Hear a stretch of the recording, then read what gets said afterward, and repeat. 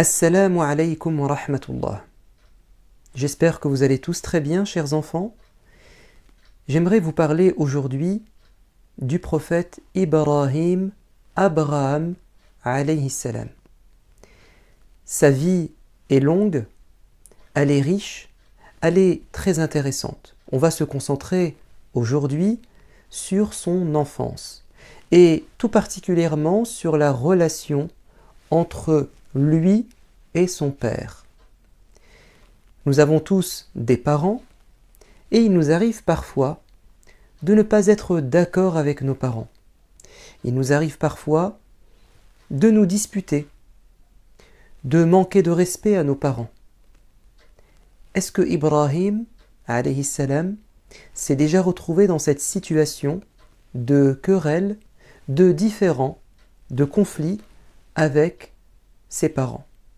Oui, parce que le père de Ibrahim, qui s'appelle Azar, était très différent de lui.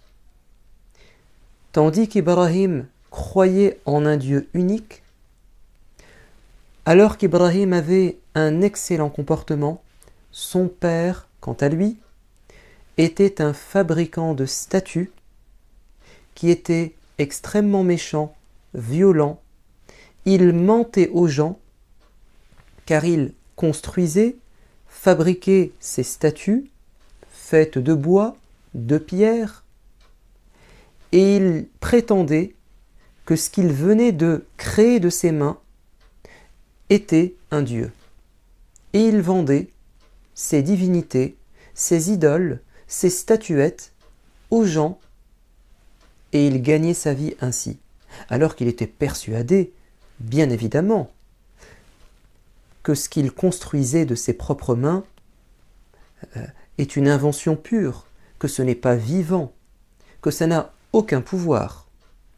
Ibrahim alayhi salam a remarqué cela et il a tenté de raisonner son père en lui disant « Papa, arrête de mentir aux gens, arrête de voler l'argent des gens, tu les arnaques. »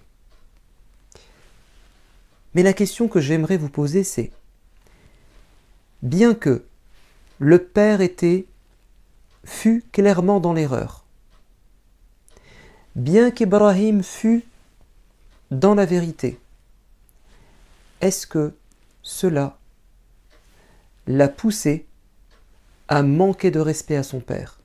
Est-ce que quand on n'est pas d'accord avec ses parents, est-ce que lorsqu'on considère que nos parents se trompent, exagèrent, font une bêtise, est-ce que pour autant on peut se permettre de leur manquer de respect? La réponse est ce n'est pas possible. Nous devons tenter de corriger nos parents, leur donner un conseil parce qu'on les aime, mais toujours avec un bon comportement. C'est ce que Ibrahim nous enseigne à travers sa vie. Allah nous a raconté cet échange houleux, cet échange tendu entre Ibrahim et son père Azar. Ibrahim s'adressait à son papa de la meilleure des manières. Ya abati, ô mon père que j'aime, ô mon papa que je respecte profondément. Papa, s'il te plaît, arrête de mentir aux gens, arrête d'adorer les statues. Papa, écoute-moi, parce que Allah, ton créateur et le mien, m'a montré la voie à suivre pour aller au paradis. J'ai peur, papa, que tu sois puni par Dieu, que Dieu se mette en colère contre toi. Oh papa, ce que tu es en train de faire, ça ne plaît pas à Dieu, mais ça plaît plutôt au diable. Ne sois pas l'ami du diable, ne l'écoute pas. Ibrahim a tout essayé. Il a utilisé tous les arguments. Il ne s'est jamais moqué de son père, il ne l'a jamais rabaissé, au contraire, il a toujours gardé ce respect, mais il a eu comme retour de la part de son père des insultes, des menaces, de la violence. son père Azar lui a dit « Arrête de me donner des leçons. Tais-toi à tout jamais. Hors de ma vue. Disparais. Si tu continues à m'embêter, je vais te jeter des pierres et t'exclure de la maison. » Ibrahim aurait pu répondre de manière aussi méchante, mais il connaît le respect que l'on doit aux parents. Il sait que Allah lui a demandé de garder son calme et de garder espoir. Et il va dire au père, je ne vais pas me battre avec toi. Salamun alayk, je vais rester en paix avec toi. Et je te promets que j'implorerai Dieu, je demanderai à Dieu dans mes prières de te pardonner et de te guider. Regardez comment Ibrahim a trouvé un équilibre. C'est-à-dire qu'il se défend, et il faut se défendre quand c'est nécessaire, mais en même temps, il faut savoir garder un excellent comportement.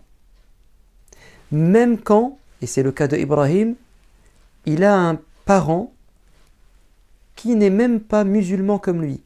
Même quand ce parent-là déteste sa religion et insulte sa religion. Vous savez ce que Allah dit dans une autre sourate, sourate Luqman. Il dit « Et si tes parents, qui n'ont pas ta foi et ta religion, te forcent à délaisser ta religion, alors tu ne dois pas leur obéir. S'ils veulent t'imposer une autre religion ou de quitter ta religion, tu dois leur dire non, je suis libre, c'est mon choix. Mais Dieu dit juste après, وَصَاحِبْهُمَا فِي الدُّنْيَا مَعْرُوفًا, tu dois continuer à rester à leur côté et à leur faire du bien. On doit donc obéir à nos parents.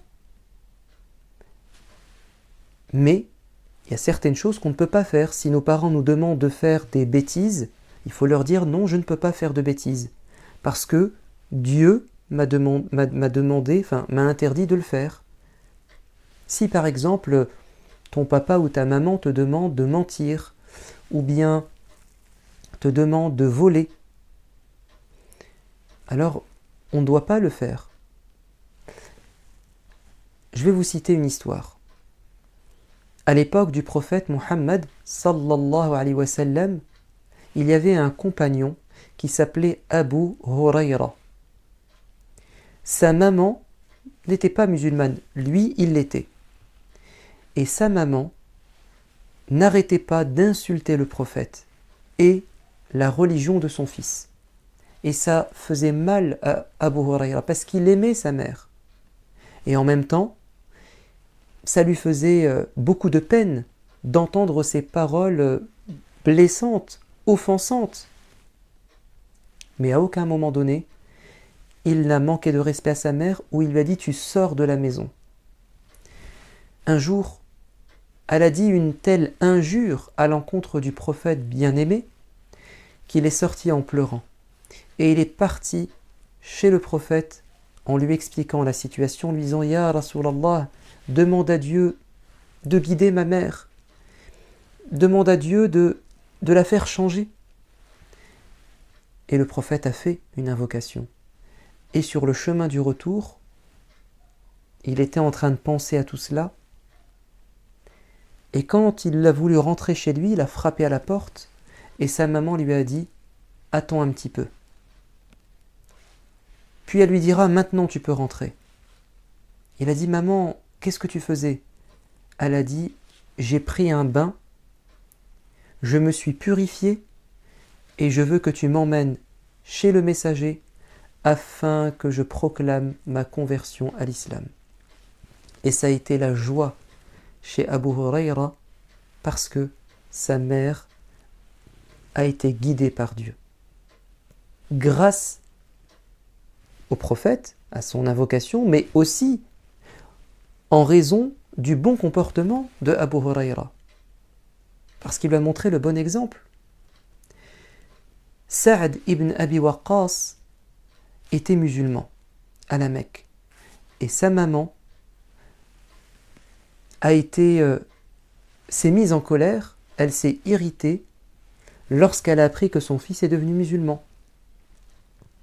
Elle lui a dit: « Oh mon fils, je vais arrêter de boire, de manger, de me laver, de me coiffer, jusqu'à ce que tu renies ta religion. » Il lui a dit: « Maman, je t'aime, je te respecte, mais ça je ne peux pas le faire.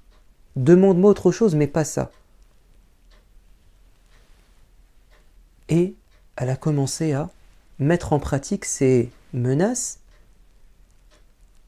Et les gens ont dit à Sa'd: « Regarde ta mère, aie pitié de ta mère, fais-lui plaisir. » Il a dit: « Je peux tout lui faire plaisir, mais pas ça.